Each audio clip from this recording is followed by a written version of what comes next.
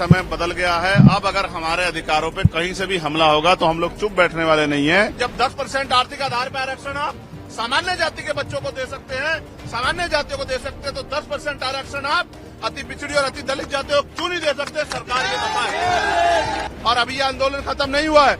आज तो संपूर्ण भारत में भारत बंद जारी है, लेकिन 11 सितंबर को जो हमने दूसरा चरण इसका बुलाया दिल्ली में, उस दिन हम सरकार को घुटने टिकवा देंगे। चैलेंज करके कहता हूं, आज इस आंदोलन में जिस सरकार के नेतृत्व में हमारे लोगों की पीठ पर लाठियां पड़ेगी, उस सरकार की कुर्सी को पलटने का काम, तख्ता पलट करने का काम भी हम आने वाले कल में करेंगे। इस बात का भी मैं सरकार को चैलेंज देता हूं, मेरी बात को याद रखना। मैं सरकार का विरोधी तो हूं। जब तक सरकार जिम्मेदारी से कोई काम नहीं करेगी, हम सरकार की नीयत पे शक करते हैं, हम सरकार का भरोसा नहीं करेंगे। चंद्रशेखर, आप यहाँ क्यों आए हैं? मैं यहाँ जिस समाज ने सड़कों पे उतर के इस केंद्र की सरकार को और सुप्रीम कोर्ट में बैठे जजों को ये बताने का काम किया है कि समय बदल गया है। अब अगर हमारे अधिकारों पे कहीं से भी हमला होगा तो हम लोग चुप बैठने वाले नहीं हैं। उसी सरकार को ये बताने कि जब समाज सड़कों पे रहेगा तो उनके नेता भी बंगलों में, महलों में नहीं बैठेंगे, वो भी सड़कों पे रह के समाज का संरक्षण करेंगे। जिस तरह से पूरे देश में भीम आर्मी आजाद समाज पार्टी के लोग जिला मुख्यालयों पे सड़कों पे उतर के संवैधानिक तरीके से अपना ज्ञापन दे रहे हैं, अपनी बात रख रहे हैं, बंद को सफल बना रहे हैं, ऐसे ही कार्यकर्ता के तौर पे हम दिल्ली में अपनी ड्यूटी को अदा कर रहे हैं। हम दिल्ली के जंतर मंतर पे पिछले कई घंटों से अपने आंदोलन को मजबूत कर रहे हैं और ये संदेश दे रहे हैं, सारी चीजों पर नजर भी रख रहे हैं कि हम इस आंदोलन से पीछे हटने वाले अब नहीं। कुछ लोग कह रहे हैं आप विरोधी भी हैं बंद की। मैं सरकार का विरोधी तो हूं। मैं आपको बताना चाहता हूं कि सबसे पहले पार्लियामेंट में मैंने इसका ललकार कर विरोध किया और सरकार को चैलेंज किया कि सरकार अब आंखें खोल ले। अब वो दिन नहीं रहे 2 अप्रैल 2018 दोहराने का मौका न दे।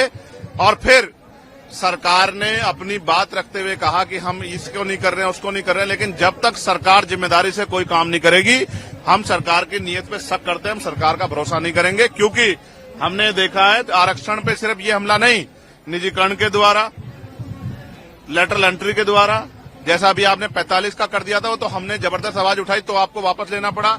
फिर ठेकेदारी के जरिए, संविदा के जरिए, आउटसोर्सिंग के जरिए, जिस तरह से आपने सरकारी नौकरियों को खत्म करके आरक्षण की धज्जियां उड़ाने का काम किया, ये किससे छिपावा नहीं है।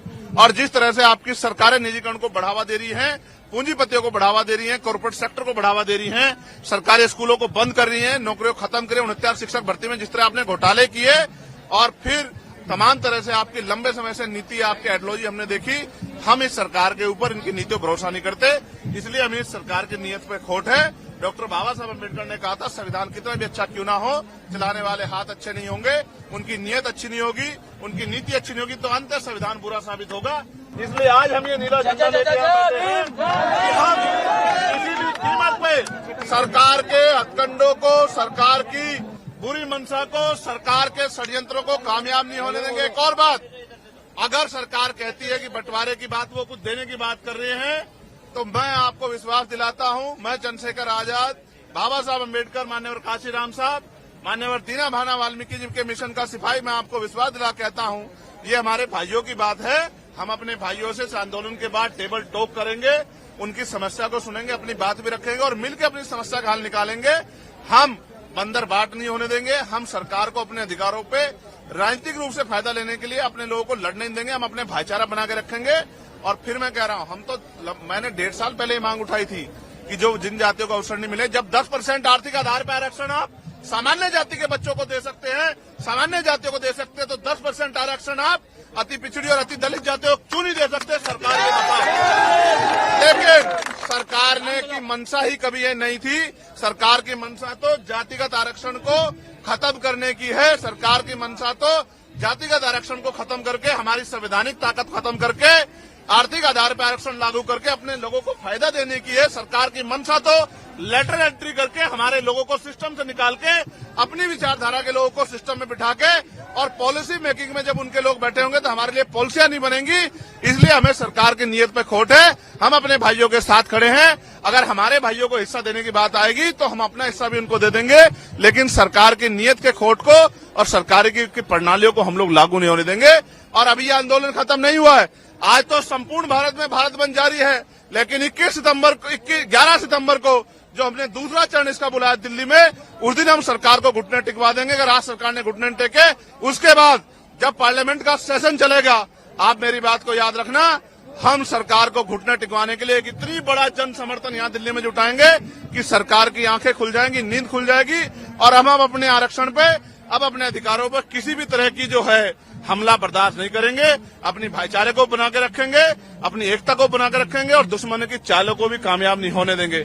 मैंने सरकारों को ये भी कहा है, जिस तरह लाठियां बिहार में हमारे लोगों पे मार रहे हो, हमारे लोगों को पीटने के चक्कर में एसडीएम को ही पुलिस ने पीट दिया, ये जो लाठी मारने की प्रथा है, इसका भी सूद समेत हम लोग जवाब देंगे आने वाले कल में।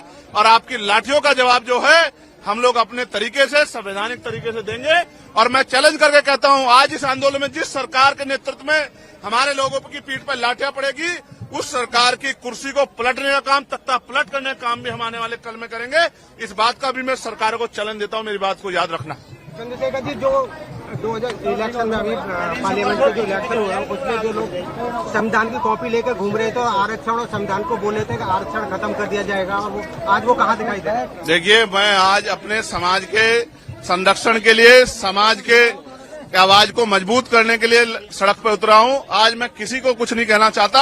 हमारे समाज की आंखें वो सबको देख रहा है, कौन क्या कर रहा है। समाज की आंखें नहीं, ऐसा नहीं समाज की आंखें नहीं है, समाज देख रहा है। और अब समाज आने वाले कल में जो फैसले लेगा, उनसे सभी दलों को एहसास होगा कि किस तरह से चुप्पी रखी जाती है।